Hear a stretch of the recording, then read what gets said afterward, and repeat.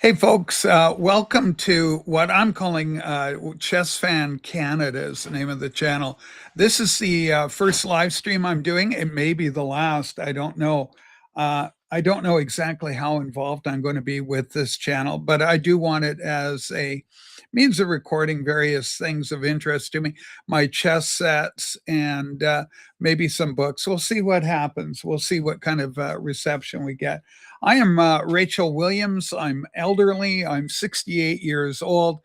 And the reason for this video is I had the great honor, the great privilege of playing Samy Shoker, a Grandmaster, born in France, Egyptian heritage, currently based in San Diego, California. So, in many ways, a citizen of the world. And like I say, it was a thrill of a lifetime. I had never played a grandmaster before, a player of that strength. I have Samy's rating down here. He is rated at 2,443. My own rating, which dates back to 1989, is 1556.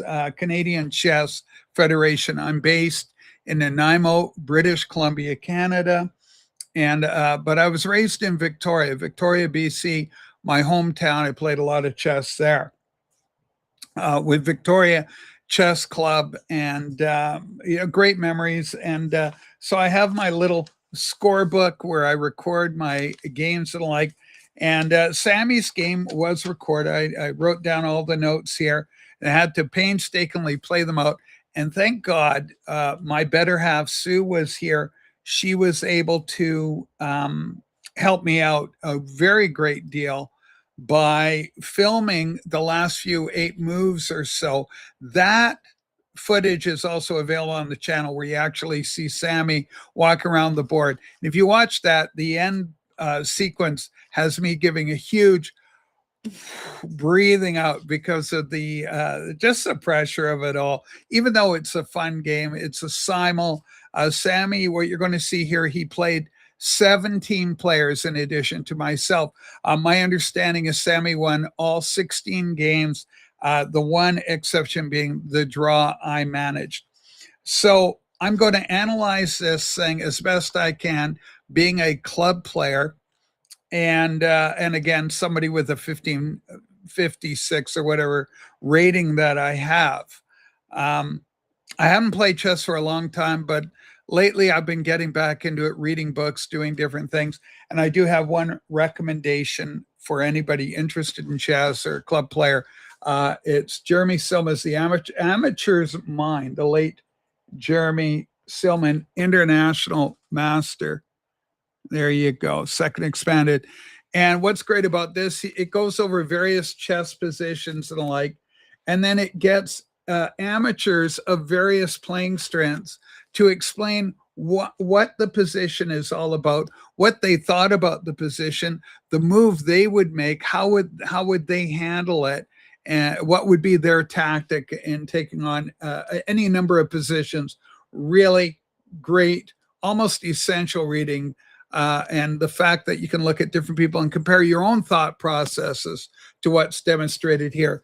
Very, very informative. The Amateur's Mind, the late Jeremy Silman. All right. Well, without further ado, we're going to bring the board up from chess.com. And to help me out, I've got nobody, no less a personality than Levy Rothman. Rosman, is it? Yeah, Levy Rosman, the great YouTube international master. And so I've got him to do the analysis, and then I'll let him go, Levy go, and I'm going to explain my thinking about how I prepared and what I did in facing Samy. So let's bring the board up now. All right, here we go. Boom. Now that's obviously too small, so I'm going to switch the scene here. How that's pretty good. I can make it even bigger. I'll get the producer. Is that big enough for you? I don't know. Maybe we could go. I could try this. So I'm all tiny down here. Then you can see it quite large. Again, this is my first time doing this. But there's, well, no, that won't work. Hang on. Try no, that won't work. That's no good. Okay, maybe. Yeah. I wish I could make it a little bit bigger, but okay. The producer says this is okay. So anyway, we're gonna do what we can do and get going with the analysis. So, all right. So Levy, take it away. Now here's the thing. You can see up here that I played at Samy played at an 88.3% accuracy, and I actually played with an 88.8% accuracy. So I was just a few points stronger than Samy in terms of accuracy. Again, keep in mind, Samy is playing 17 people at once. It's a remarkable achievement, very difficult to do. 16 and a half out of 17. Tremendous performance. I was just happy to get the draw. Okay. I'm black pieces. Samy has white. And I had studied Samy's game online. Samy is a fianchetto player. You'll know what that means if you're an intermediate player. Basically, it's a bishop. You move your bishops out to these squares here, to the B and to the A squares, or to the B square and the G square. All right, and this is B and this is G. All right, let's see how we do. Okay, Samy, take it away. I mean, Levy, take it away. Opting for a less direct attack, white is still controlling the center with a flank pawn. Okay, this first move right away, I got a comment. It took me by surprise. So, now, I had talked to Samy beforehand, said, yeah, I've been looking at your games, etc. And normally he starts out with something like a ready defense with the knight coming out, and then the pawn goes to G3, the bishop comes out, and off to the races we go. So he did this. I had already predetermined that no matter what happens, I'm going to look to play a semi-Slav type formation, which is generally, a pawn to on the D5, and then the pawn with G6, and then a pawn to E6. So we're looking for that kind of formation out of me. So I respond to this with... Black prepares for a quick pawn push in the center. Okay, so it's kind of unorthodox already. This is just weird looking to me. But anyway, here we go. White develops the knight and controls the center. Okay, fair move, but this is not unexpected, right? I'm expecting next that he'll do that. So what do I do? Knight f6 develops the knight toward the center and controls the e4 and d5 squares. Yeah, and keep in mind, my knowledge of this opening is zero. Anybody opening with this, it's I'm not used to that opening. But so I just want to develop. Obviously I can't get this knight out, so it just seemed like a good move, and I'm not going to get stung with it right away. So happy with the move, and it's book. Apparently, that indicates that we're dealing in book. Here we go. The bishop is ready to be developed to an active square. Okay, preparing fianchetto.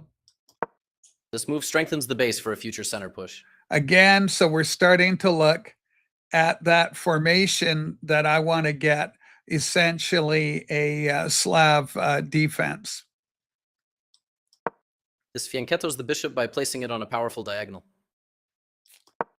This strikes at the center with a pawn, trying to gain space. Okay, mission accomplished. In terms of the opening, this is essentially the position I wanted to have. And notice that it gives it a thumbs up, but it's not the best. The best here is bishop to E7, is what the Stockfish is recommending. Castling gets the king out of the center of the board, while also developing a rook. With this move, black is now ready to castle on the king side. Interesting that, without knowing the opening, but playing conservatively with this kind of structure, I thought the bishop out here would be fine. And again, I wanted to see what he was going to do, because he's such an attacking player. I wanted to be very cautious and play defensively, but without getting myself in trouble. A tall order, to be sure. This defends the attacked pawn. Okay, this looks great. He's got all his pawns lined up on the diagonal. And generally when pawns point this way, you want to be attacking over on the king's side. My pawn chain is going the opposite way.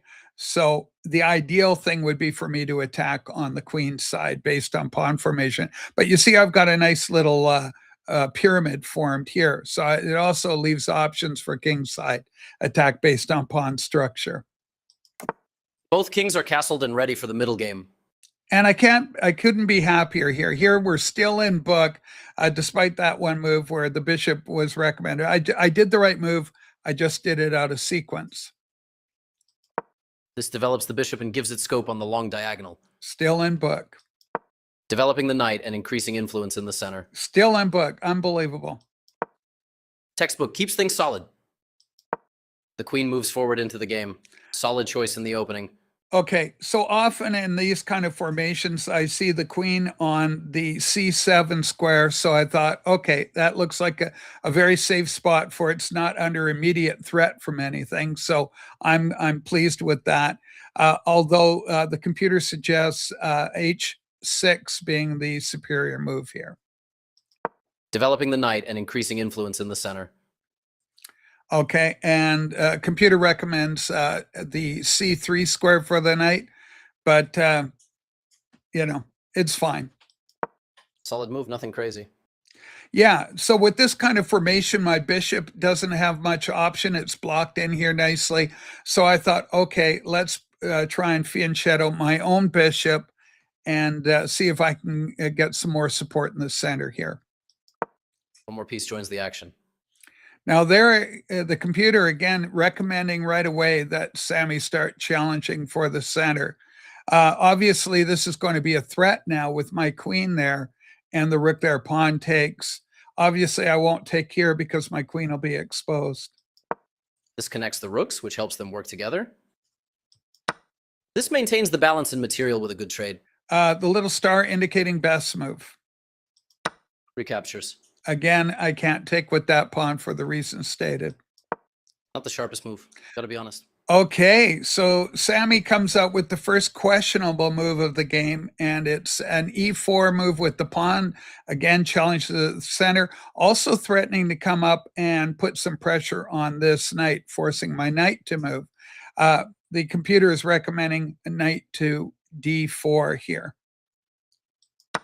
The better move was to centralize a knight so it controls more squares. I took because I was concerned about this pawn coming down and put into question to the knight. Where's my knight going to go? And then if he further pushed, it could cause this pawn to become isolated. So there were different concerns I had there. I thought, let's remove the threat right away and take that pawn out of the equation. A good pawn recapture that supports long-term central control. With the rook now developed as well, black has all pieces ready for action. Okay, really happy with this move. It's the best move. Obviously, if he moves his knight, I can move my knight, exposing attack on the queen. I'm also very conscious that his rook is bearing down on my own queen over here. That gets me nervous. So I've got already at this point got in mind that I want to move this queen away from this file. By stacking pieces, white improves coordination. And more pressure here. Not bad, but not brilliant. Oh, thank you, Levy. All right, so it's okay. The computer's recommending that I go over here. Interesting, because this rook does eventually find itself there, and it may even be just a move or two away. Let's see how things go. The best option was to attack the knight with a pawn. Again, that whole scenario presents itself with the pawn coming down, and I just didn't like the looks of it. The game was close to equal, but now white has the advantage. First error of the game made by yours truly. This is just a genuine mistake, but again, I was getting a little nervous about this pressure, and Samy's such a great attacking player. I wanted to avoid any potential difficulties that way. So back goes the queen. It is an error. Again, recommending let's head to E8. The best option was to increase the bishop's scope by moving it to a better square. Putting pressure on me is what the computer wants. And now this is a mistake on Samy's part, A3. Computer doesn't like it. What a move. Super solid, right on target. Best move on the board, 2 moves late. I should have done this 2 moves ago, according to the computer, but better late than never, I guess. The knight is kicked by a pawn and must now move or be captured. And this is what Samy wanted to do, right? Push that pawn. And this is what the computer wanted him to do. Great find. This was the only move that works. All This right. calmly removes the knight from an immediate threat. Very nice. And I'm happy. I mean, it gives it the exclamation that it's a great move. But really, I mean, your options are limited. It gets captured there. It can't go here. It could have gone out either here or here. But just going to the center of the board seemed like the best option for it. This mobilizes the knight, allowing it to control more of the board. The best move here, no doubt about it. So really pleased with myself. I do a great move followed by the best move, according to the computer, all over the board stuff. So this is really happy. And already once he had taken the pawn, I realized I wanted to put a blockade there. So this knight is headed to this square. That's the idea, the reason behind the move. I want to stop that pawn from advancing. Not the sharpest move. Something spicier was on the table. So it's wanting Samy to reposition, presumably taking the knight or heading out over here to get more pressure on the center. So this is just questionable. It's not I don't think it's a bad move, but certainly not the best here. Black's knight has moved to a square with greater activity and control. Interesting. It wanted me to put the queen over on AH, forming the battery with the bishop. To put pressure on this knight over here. White launches a pawn advance, pushing toward the opponent's king. The best option was to prepare a retreat square for the king. Okay, another error, because I think it's starting to see that there's pressure coming down this way. I'm in the process of doubling up my rooks. So that's why that move there. Never a bad idea to double up your rooks, but timing is important. And here it's listed as a mistake. The better move was to reveal an attack on the pawn. And so again, it wants Samy to be more on the attack and putting pressure on me. But he decides to double up as well. So this is entirely predictable. He's got the same idea in mind as I have. This doubles the rooks on a file, which allows them to team up to create threats. Great, never a bad idea. But again, the computer wanted me to do the, what do they call it? A proactive move with the H6 move. The rooks are coordinated and powerfully doubled on the file. Okay, we have a face-off here with the 2 rooks staring each other down. This permits the opponent to take an outpost with a knight. Yeah, okay. So again, the queen moves out. It's a mistake. I know that it's not active there. So I wanted to get my queen out here, make it a little more active. Computer doesn't like it and wanted it to move just a square over on C1. So close, but no cigar. 1 square away from where it wanted me to go. The best option was to take an outpost with a knight. And so moving the king, I don't know. This is over my pay grade. Samy would know the answer on that.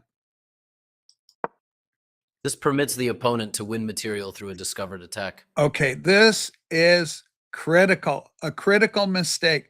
I saw all this combination. This sets off a series of exchanges, but it is, in fact, a losing move.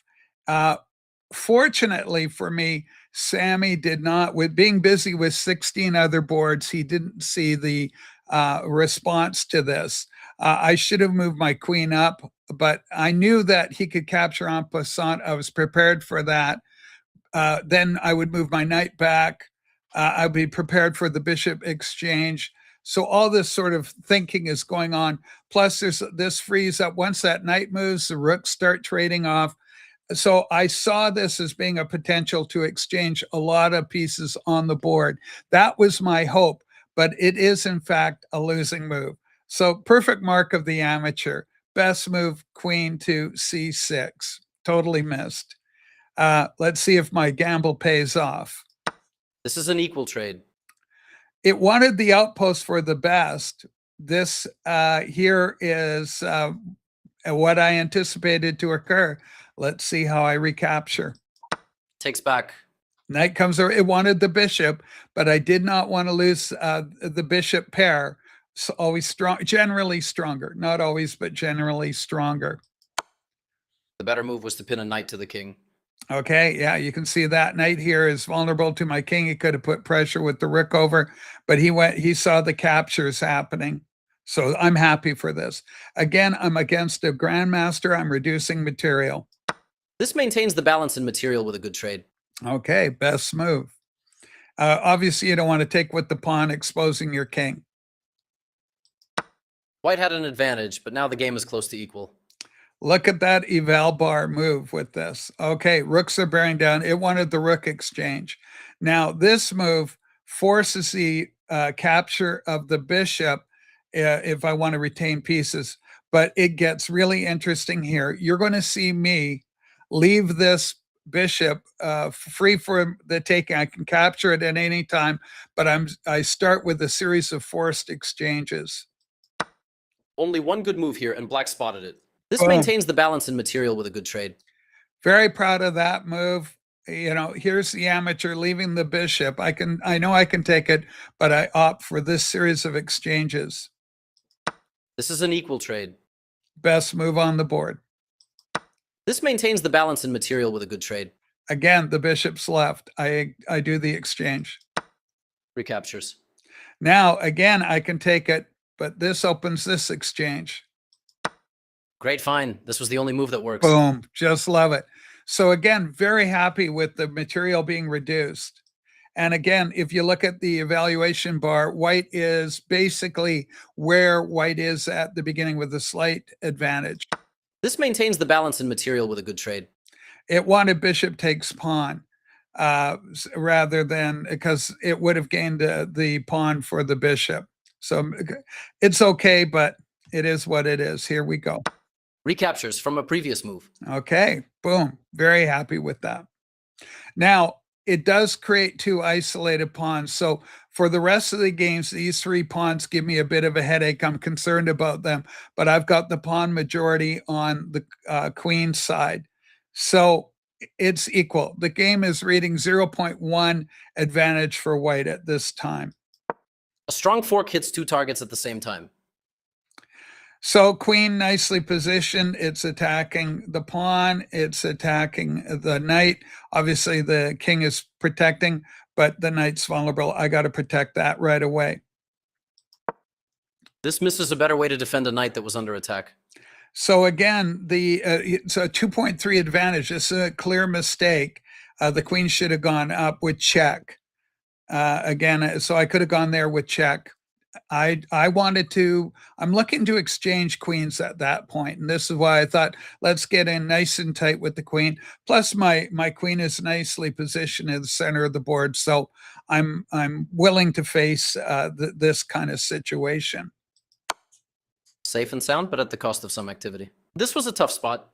There was only one good move, and it was easy to miss. Okay. Computer wanted Samy to capture my queen. That would have pulled my pawn further away and isolated it on this side. Presumably, that would have been weaker. But again, the evaluation is 0.4 with that move. The steps away from the checking queen. Not the best move. There was something much better available. Threatens the queen. Knight's fairly nicely positioned. Checks down here if the queen gets away. Only one good move here, and black spotted it.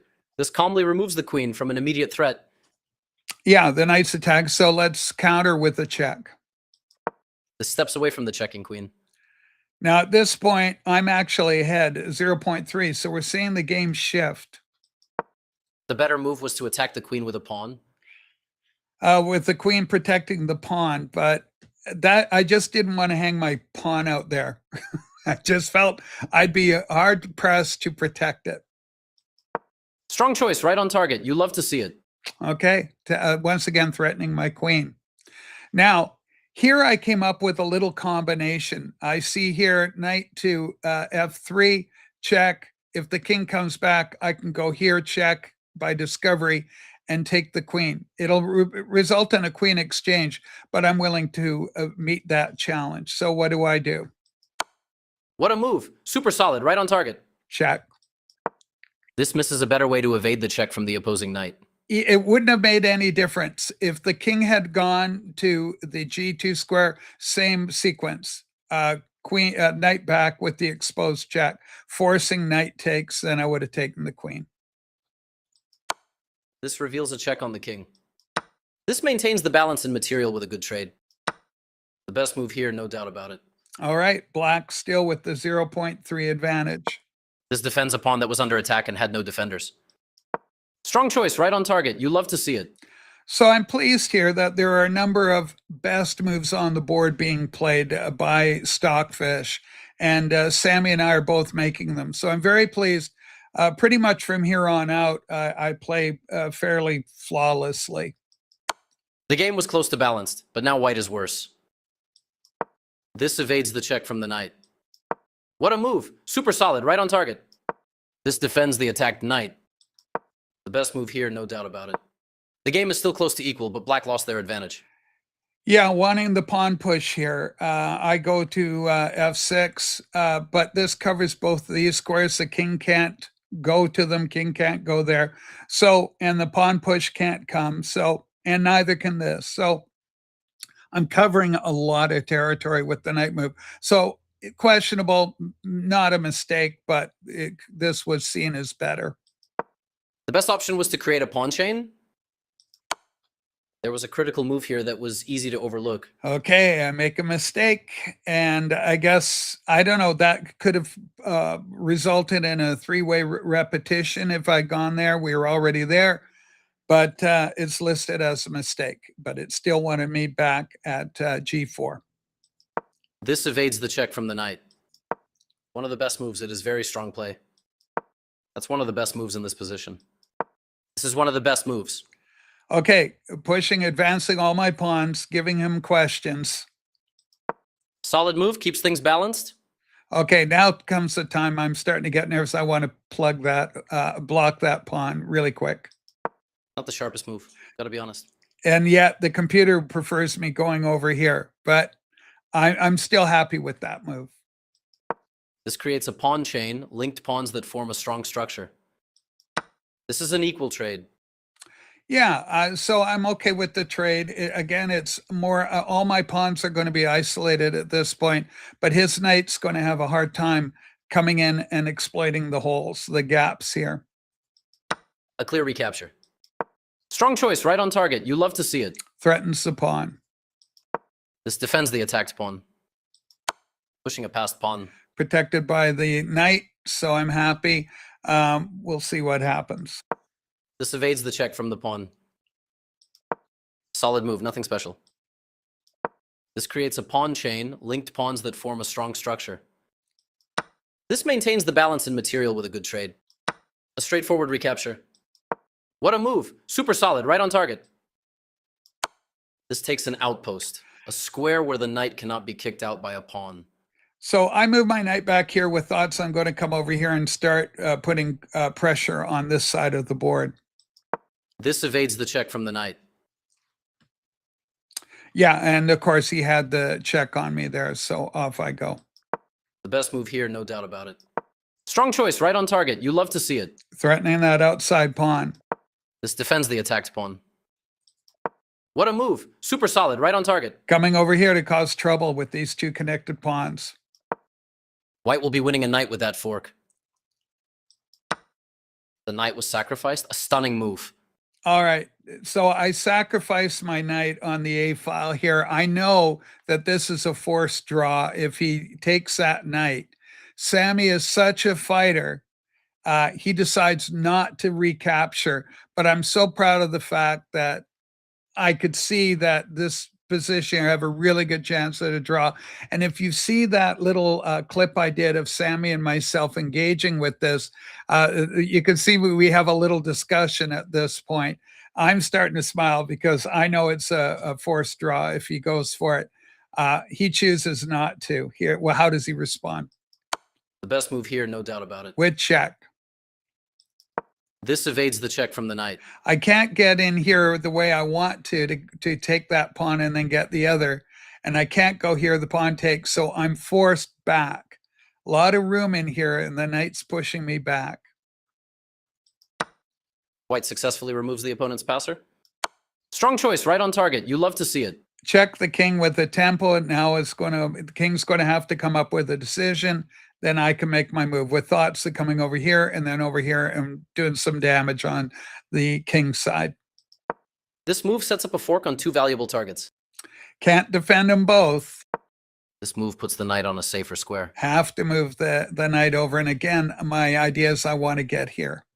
Look where the king is. Look where my king is. Look where the pawns are. He's got a lot of territory to catch up, to run over here and help these pawns out. White eliminates the black's passed pawn, removing a future threat. This offers to exchange pieces of equal value. This moves the knight to safety. Again, not doing an exchange, fighting to the end.